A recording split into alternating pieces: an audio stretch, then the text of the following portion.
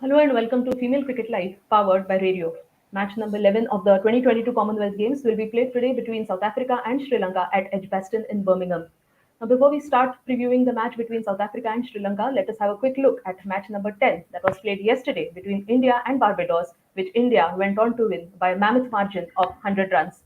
So batting first, India posted a formidable score of 162 for 4 in 20 overs, thanks to Jemima Rodrigues, who top scored with an unbeaten 56. While for Barbados, it was Shanika Bruce, Shakira Selman, and Haley Mathis who picked up one wicket. In reply, Barbados could only manage to score 62 for 8 in 20 overs thanks to Renuka Singh Thakur, who wreaked havoc with the ball, picking up 4 for 10 in 4 overs to give India the much needed win, which was the must win match for India if they had to qualify for the semi finals of the Commonwealth Games. Now, ahead of us, we have match number 11. It is between South Africa and Sri Lanka. The match will start at 3:30 p.m. Indian Standard Time and 12 noon South African Time.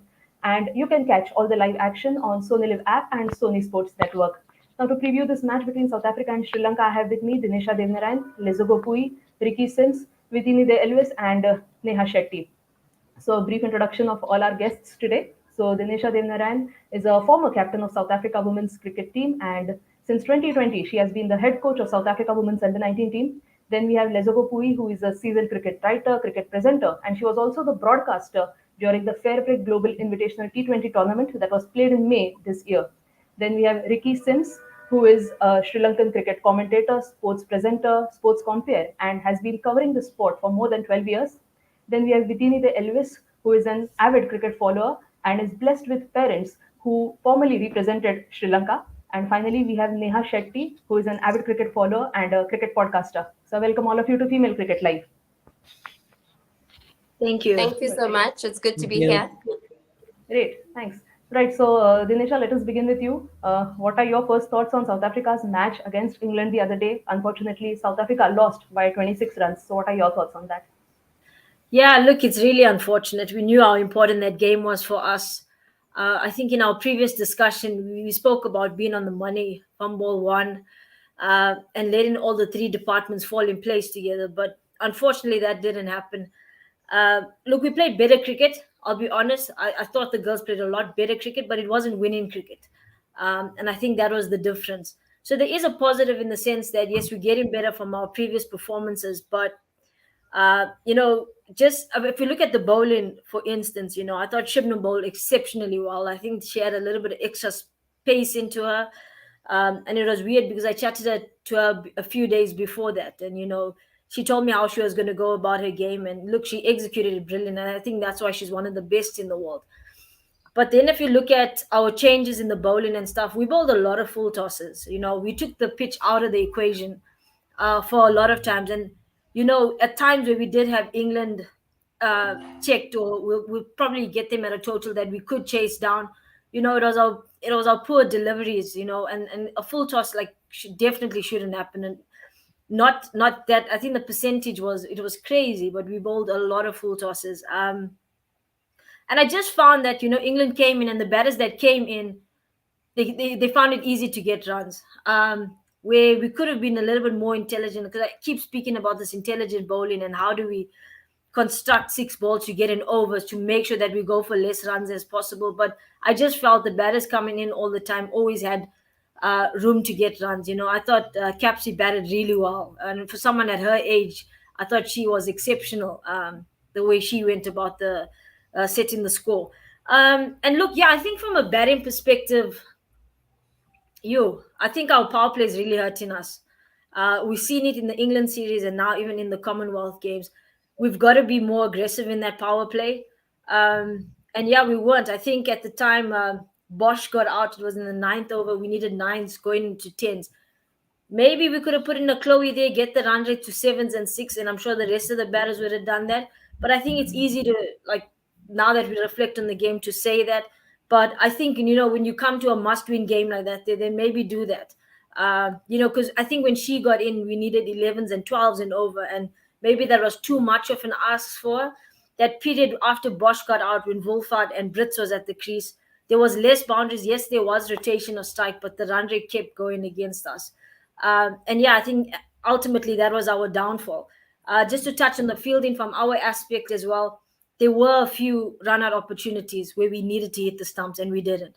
And unfortunately, that's where international cricket is heading now. So uh, I think there's a lot of things that we can say, yes, we did better at, but there's a lot of things that we know that we're playing below par cricket. Thanks, Dinesha, for analyzing this match in detail for us between South Africa and England. Now, moving on to you, Ricky. Just like South Africa, Sri Lanka had a similar result against New Zealand. They lost the match against the White Ferns. So, what are your first thoughts on the Sri Lanka New Zealand game? Like I mentioned the other day, I thought the toss is going to be very crucial. Uh, as expected, the team winning the toss would have batted first, and I think Sri Lanka would have done the same thing because their strength is their bowling. So but overall, I thought Sri Lanka did well. I mean, they were 80 odd for 5 in 14 overs, and in the last 6 overs, Sri Lanka let that game slip away because 147 is too stiff a target for Sri Lanka to chase down. And I thought the New Zealand batter, who batted really well, Leah Tahu, her 20 runs in the last, she got 20 of 8 deliveries. I thought that made a huge difference towards the end. And Sri Lanka probably gave 15 to 20 runs more. They could have probably restricted New Zealand to 130, maybe about there, but those last few overs really cost them the game.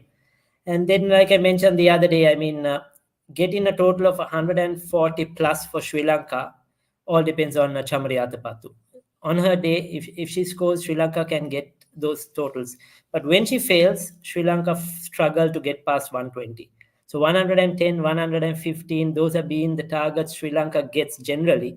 If you analyze the last few months or years or whatever, and even in this series, in both games against the two games they have played. So when Chamari Atapattu fails, they fail to get over that 120 mark. So chasing 147, 148, Sri Lanka really needed Chamari Atapattu to score big, get them off to a good start because she makes maximum use of the power play where the other batters are unable to do that.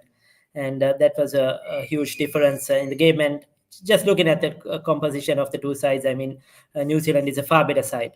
They're more experienced, their all-round ability, their talent is quite a lot. And also the power hitting capacity. Sri Lanka just has Chamari Atapattu.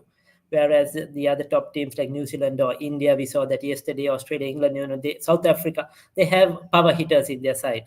So, one gets out, you have the other who will come and continue that job. But Sri Lanka doesn't have that momentum right through the innings. And even I mentioned the other day the strike rates. You see, even at 80 odd for 5 in 14 overs, New Zealand kept coming at the Sri Lankan bowlers. Everybody got a runner ball or better than a runner ball. So the momentum was there in the innings. Now for Sri Lanka, once Chamari Atapattu gets out, that is not happening. In the last game, I think Nilakshi De Silva got 30 odd runs at a runner ball or better than that. But the rest were strike rates, 40, 50, which doesn't really help if you're chasing a target of 140. And that is the lack of experience from the Sri Lankan batters. And they have to work a lot on their game in that aspect. So, yes, I think Sri Lanka were totally outplayed to a better New Zealand side. Certainly, I think some great insights by you, Ricky, on Sri Lankan team's performance against New Zealand the other day. Now, Lee, moving on to you. I think moments back, Dinesh analyzed the South Africa-England match. But let me ask you your thoughts on South Africa's performance in this Commonwealth Games so far. They have played 2 matches. Unfortunately, they have ended up on the losing side. So, how do you assess South Africa's performance in the Commonwealth Games? Yeah, I think something that I'm still trying to figure out is how does a team that's coming back from if we looked at how they performed in the World Cup, and this is a completely different team that we're seeing performing in these Commonwealth Games. And yes, they're coming from England, they're bruised, they're going into Commonwealth Games. There hasn't been much break in between. They haven't gone home in such a long time. And so you look at that team, and yes, there have been a lot of changes as well, with Marizanne Kapp not being included in this team, as well as Lizelle Lee, who has retired. And so, yes, there has been a lot of dimensions that have been happening within camp, but majority of the team is still there. And so you question and ask yourself, how does a team that's coming back from a World Cup performing the way that they're performing in these Commonwealth Games, what is the issue? Because it's quite disappointing to see how they are playing. We see that the bowlers are not coming to the party. We speak about how in the previous games, in fact, in the New Zealand as well as the England game, that we're seeing the bowlers, bowling a lot of full tosses, a lot of full and wide deliveries.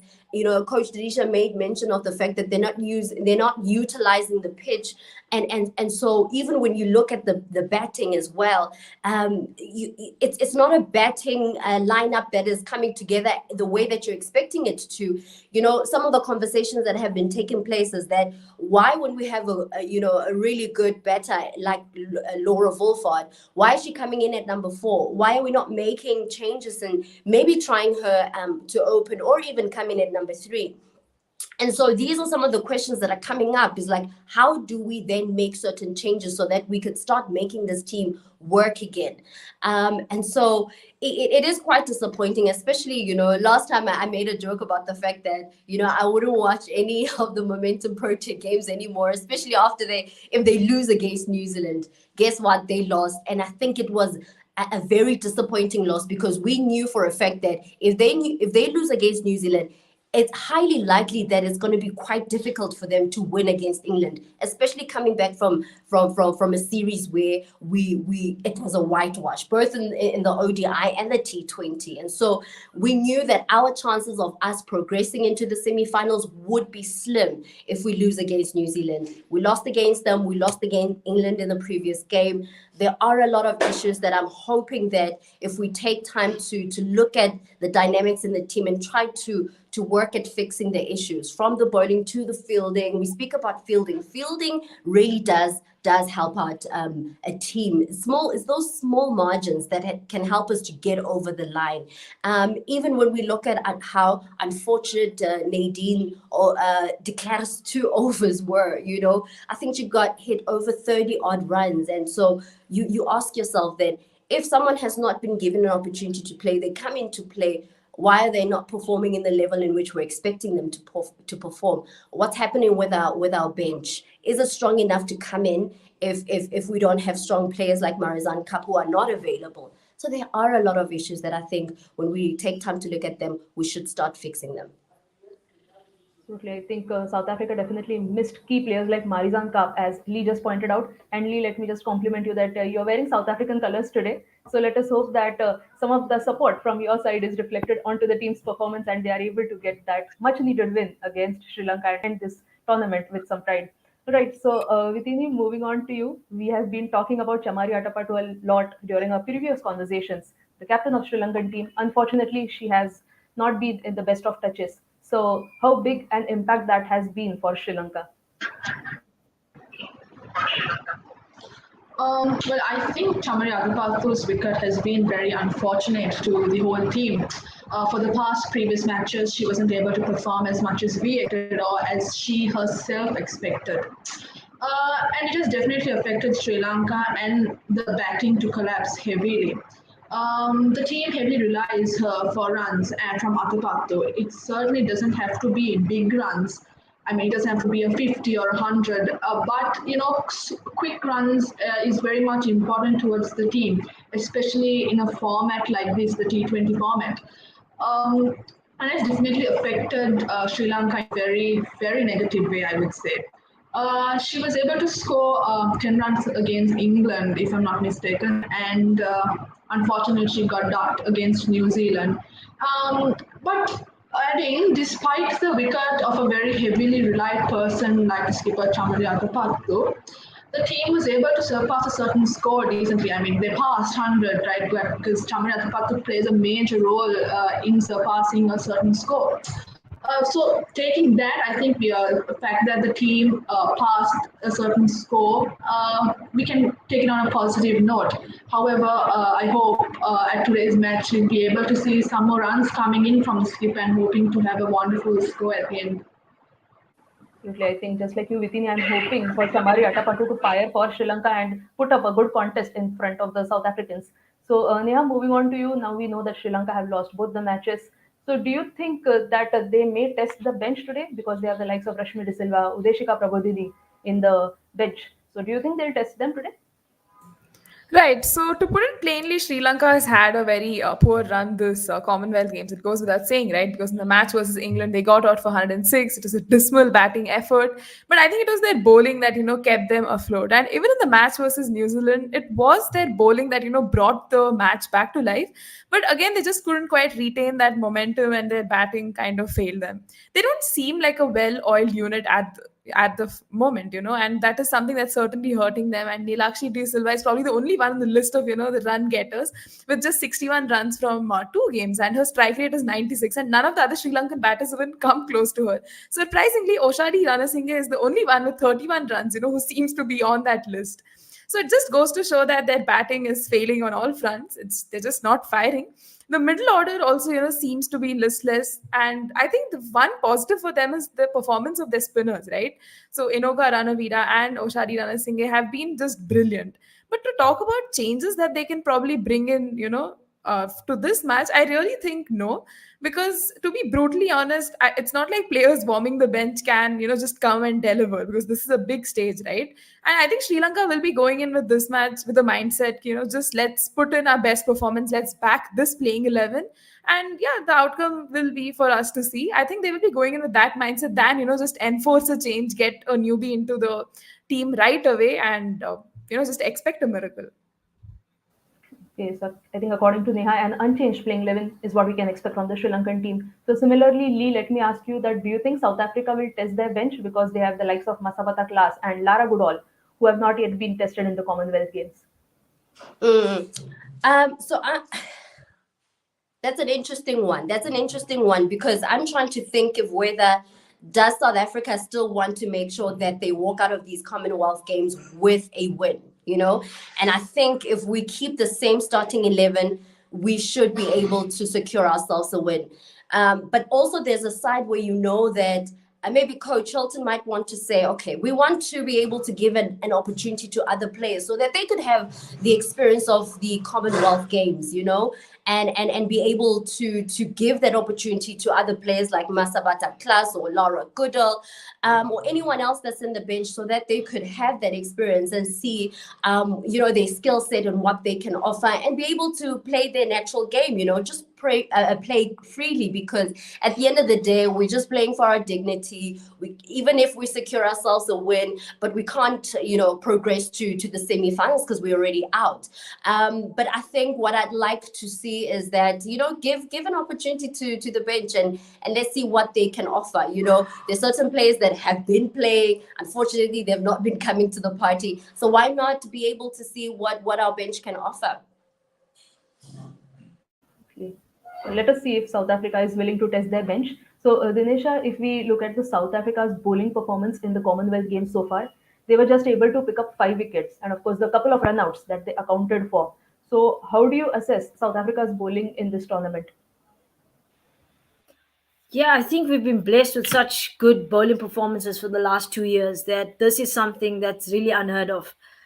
It just like doesn't make sense.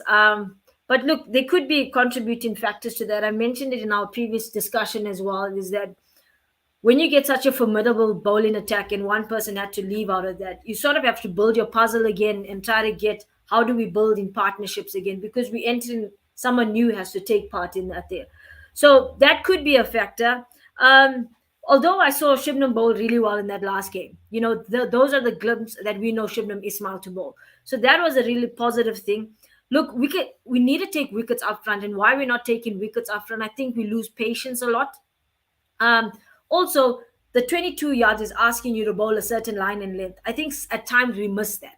So we either went too wide, or we try to bowl to what the batter didn't want, instead of, this is the 22 yards. What is it asking me to do? Should I go slow into the deck? Should I go harder into the deck? And those are the questions, like, we sort of need to look within ourselves. If I look at that power play as well, that aggression that I saw from Shibs, if we could have continued, if we had that in the New Zealand game, I thought we would have had a different result. Also, with Mlaba taking the new ball, especially with the way she bowled in England in that last T20, I would have preferred to actually see her slip for a little bit longer, or even just for the six balls, because they will look to take on the left armour in the top, in the six. And with the ball new skidding on, I mean, we've got to take that chance. And we knew that if we put plans like that in place, yes, it's a gamble, but if it does happen, it can be great. Um, yeah, look, and I think we just need to bowl one side of the wicket. We need to play really basic cricket, and we haven't been doing that. Bowl one side of the wicket, set your field accordingly. At the end of the day, if it's a great innings, it's a great shot, there's nothing you can do about that. But you cannot have four or five plans. You can't start your overthinking. I want to go under nines or under eights, but I'm just going to look for ones. No, you've got to, while you're there in the pressure pot, you've got to see, who am I bowling to, where they're looking to hit me. I'm not going there. Is my field set for that? So it's that sort of conversations, I think, as a bowler, you need to have within yourself and with your captain. And there's one more thing that I think we could have been better in this Commonwealth Games from a bowling aspect, and that was the use of variation. I thought we could have bowled a lot slower into the deck, which we didn't do. And that was a little bit disappointing. I thought we gave them a lot of pace, the New Zealand and England, and they enjoyed it. Whereas we did have maybe one or two balls that just caught in the deck and just held up, maybe one or two, but I don't think we did that enough. So if we can learn from that, then maybe going forward in where we're going as a team, then I believe we can be better. Great. Thanks, Dinesha. Some interesting points made by you about South Africa's bowling and how probably they can improve in the later stages. All right. So, Ricky, we know that South Africa are blessed with good seamers in Shabnam Ismail and Ayabonga Khaka, and Sri Lankan batting has not looked to the par in this Commonwealth game so far. So, how do you think will the Sri Lankan batters approach South Africa's bowling today?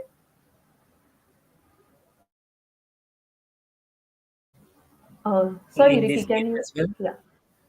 Can you hear me? Yes.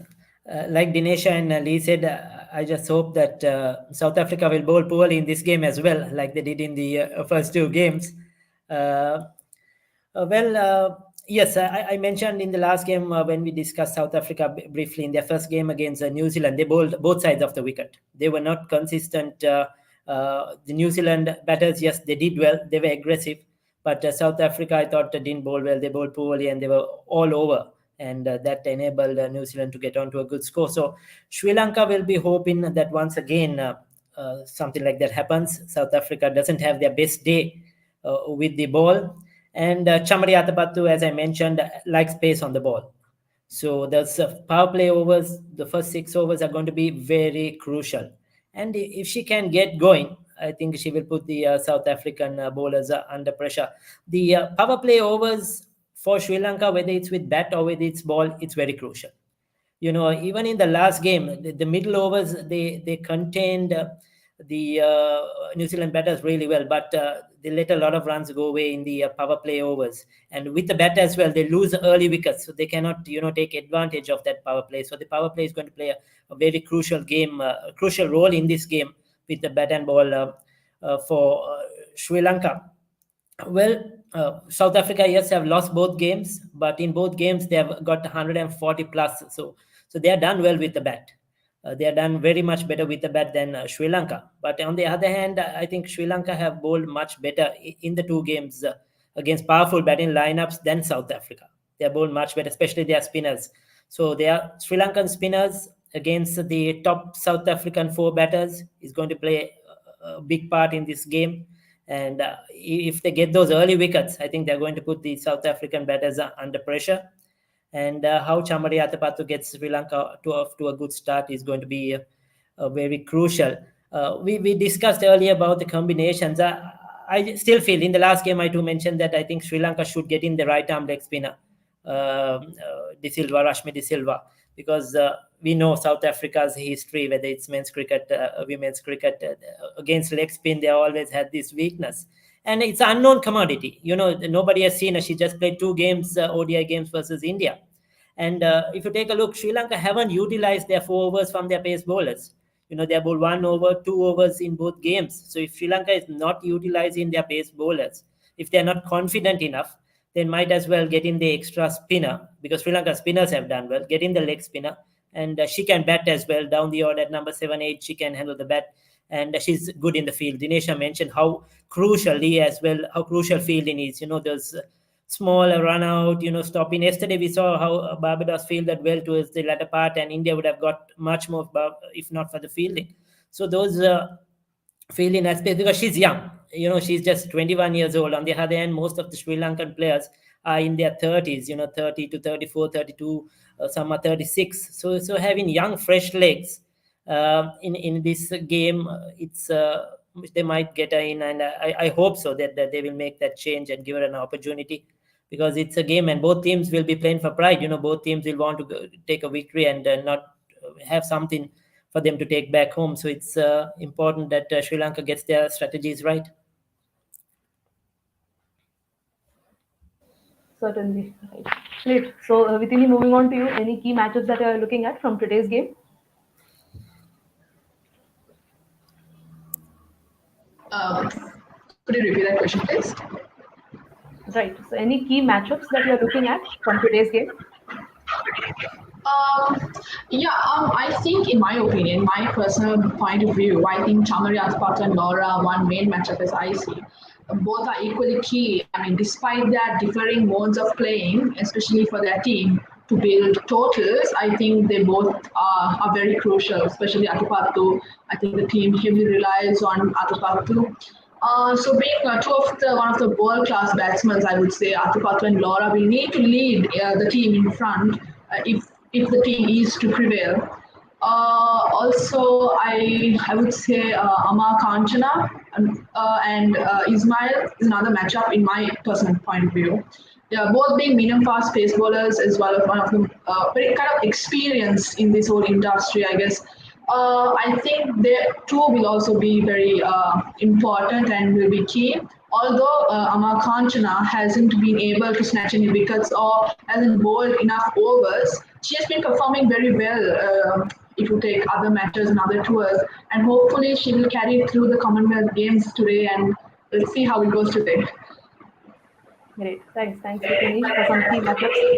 Right. So we are just a few minutes away from the game, and we are getting many questions from our fans. But before we start taking them, let us move to predictions. And this time, I don't want you to predict the team who's going to win, but predict the batter who's going to score the highest runs, and predict the bowler who you think is going to take the maximum wickets today. So Neha, let us start with you.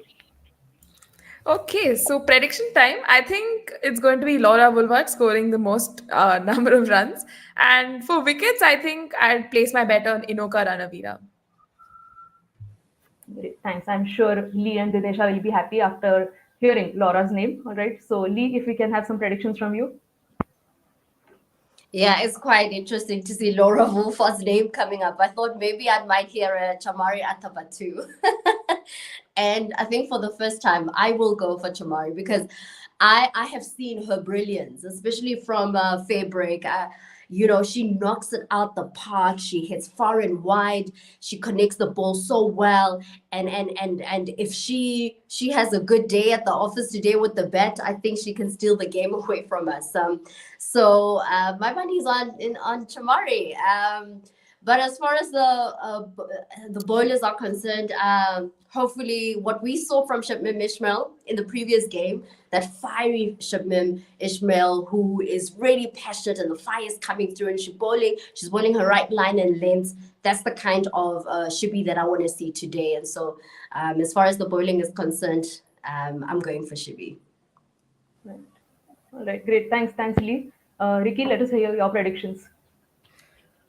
Well, I will go on form. I will love, like Lee said, I love Chamari Atapattu to score some runs, but probably I will just go on form. Chloe Tyrone, I feel is going to make a huge difference. She batted well in the last game, so I think she might make an impact. And I'll go with Neha. I think Inoka Ranavira has been bowling really well. And not only in this Commonwealth Games, she bowled well against India in the home series, in the T20s, and in the one-day series. So she's, I think, one of the top performers with the ball in women's cricket internationally in the last several weeks or one month, if you take it as a whole. So she's bowling really well. She bowls accurately. She can bowl in the power plays, and she's a wicket taker. She's a wicket taker. So how much support she gets from the other end is crucial. So yeah, I'll stick with her as the top performer with the ball for this game. Great. Thanks. Vitini, your predictions? Well, as always, like last time I mentioned, it will be Atapattu with the bat. Well, although it has been a kind of disappointing competition with the bat for the skipper, Chamri Atapattu, she will remain as the best hope for a high total in the team. And just bowling, I would say Inoka Ranavira has taken 3 wickets in both games at Birmingham, and she is well worth backing the Sri Lanka women top wicket taker for this game, I think, followed by Oshadi. So my prediction will remain the same. Chamri Atapattu with the bat and Ranavira with the ball. Great. Thanks. Finally, Dinesha, your predictions? Yeah, I'm going to go for Chloe Tryon with the bat, and I'll go with Shivnak Ismail with the ball. Great. Thanks. Thank you, everyone, for your predictions. All right, so if we can start taking questions from our fans now.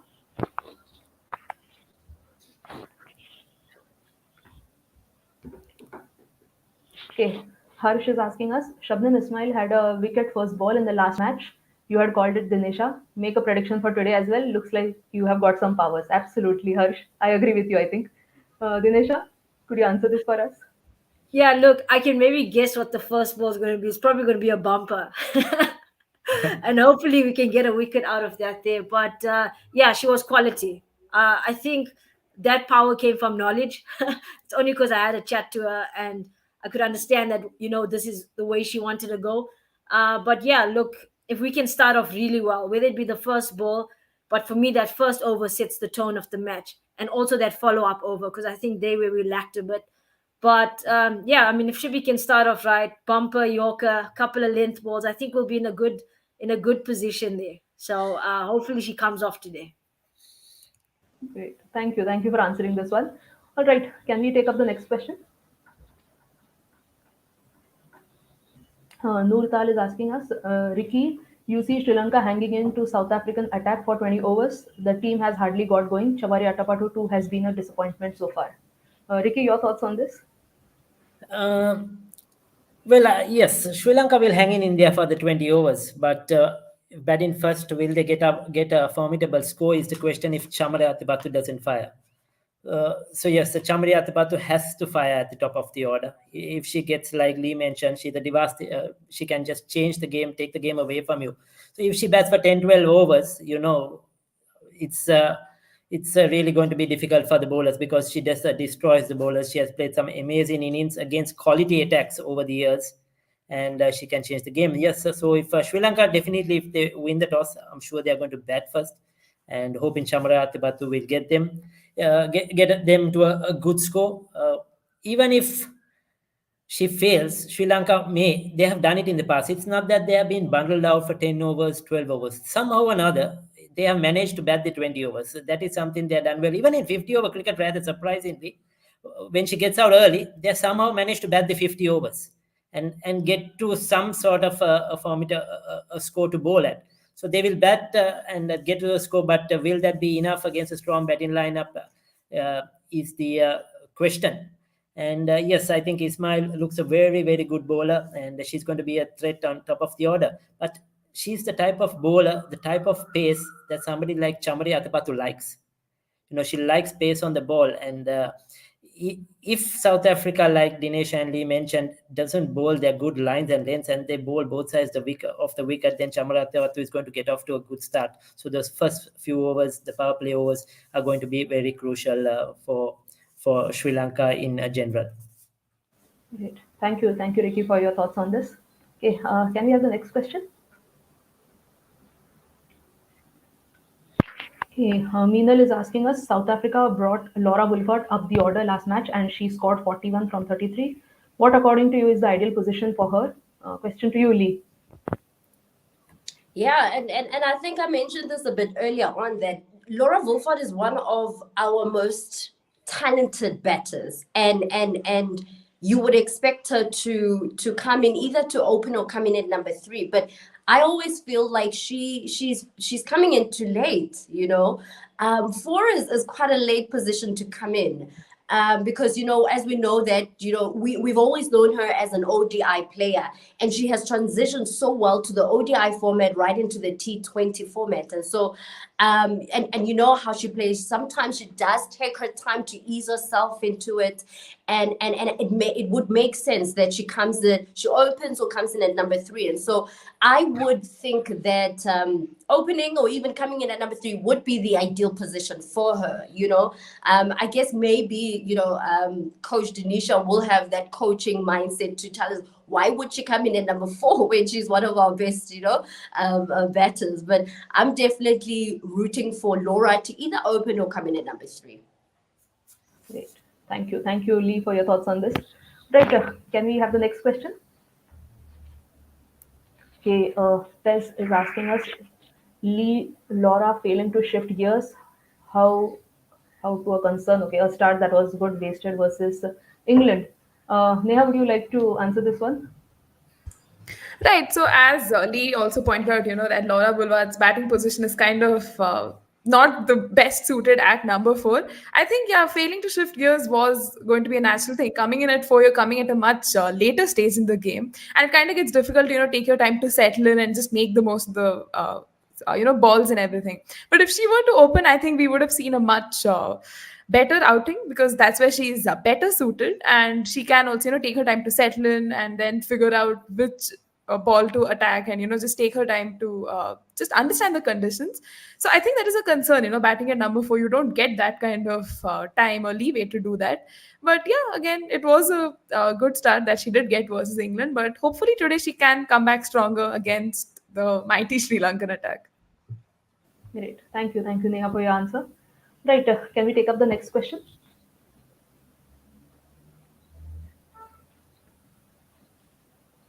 Okay, James Taylor is asking us, Ricky, I'm not James Taylor, the English cricketer.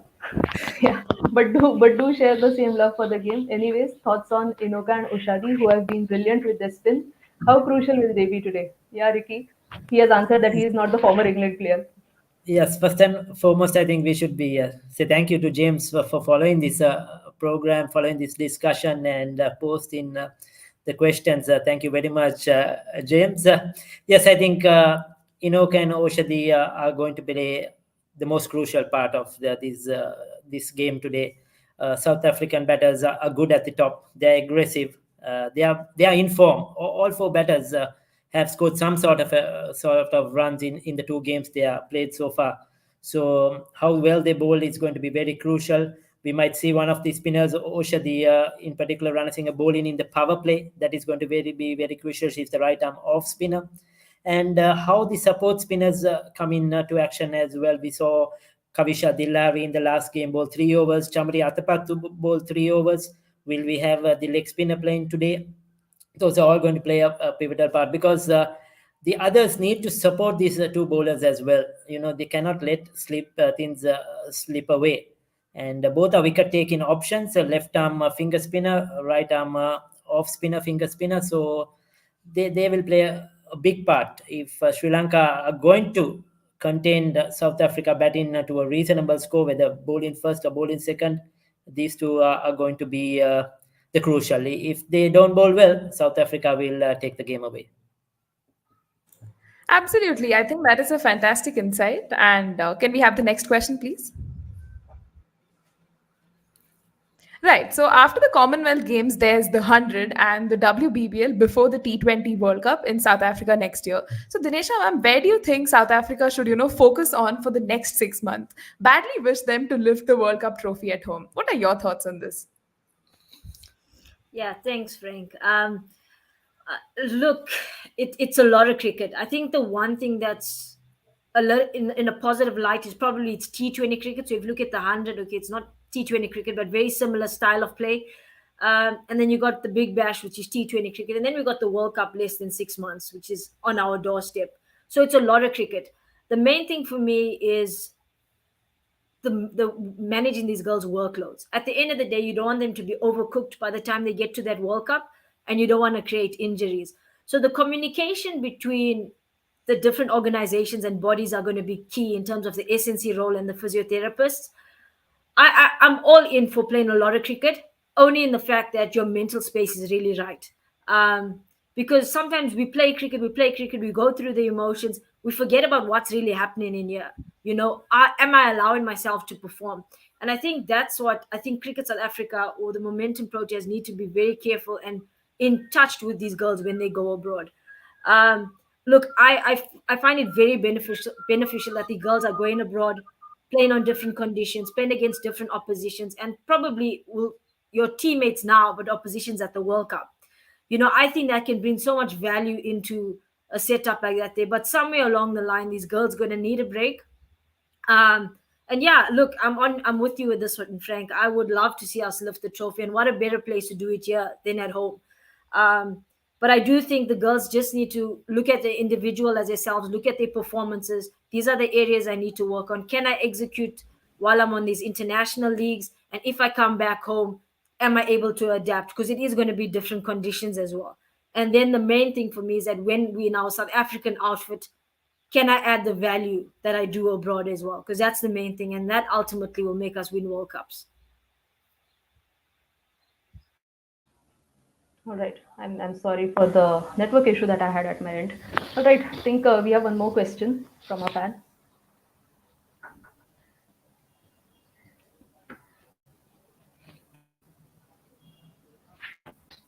Okay. Steve is asking us, Dinesha, Bosch, and Brits made a solid start, adding 39 for no loss after power play.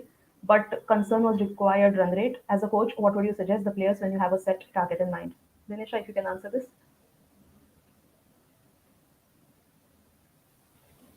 Should I probably just answer the question? I think Drew is offline again, so I'm just going to go in there.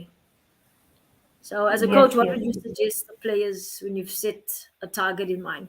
I think, if you look at Bosch and Brits, they're such quality cricketers. I had the opportunity to work with them at an emerging level, and what they do at an emerging level is it's outstanding. I mean, in T20 cricket, they strike the ball at 150, 160. We play against international teams.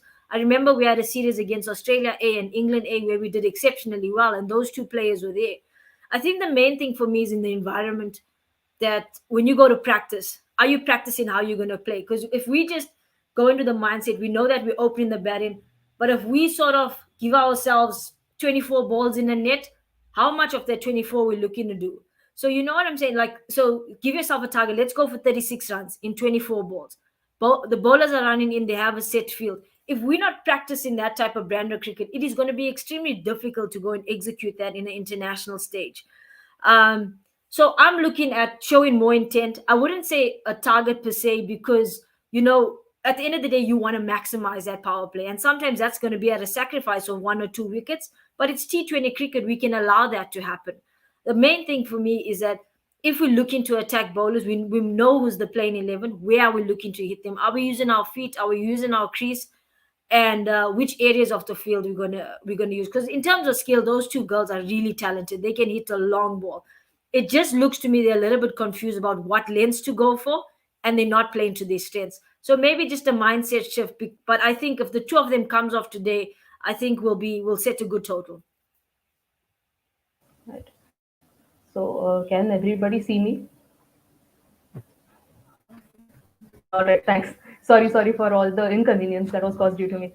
All right, so thank you, Dinesha, for answering this question. And thank you to everybody, Ricky, Dinesha, Lee, Vitini, and Neha for talking to us and previewing the match between South Africa and Sri Lanka. The match will start at 3:30 p.m. Indian Standard Time, 3:30 p.m. at Sri Lanka also, and 12 noon at South Africa. And all the fans can catch the live action on Sony Live app and Sony Sports Network. So we'll be back again tonight at 9 p.m. IST to preview the match between England and New Zealand.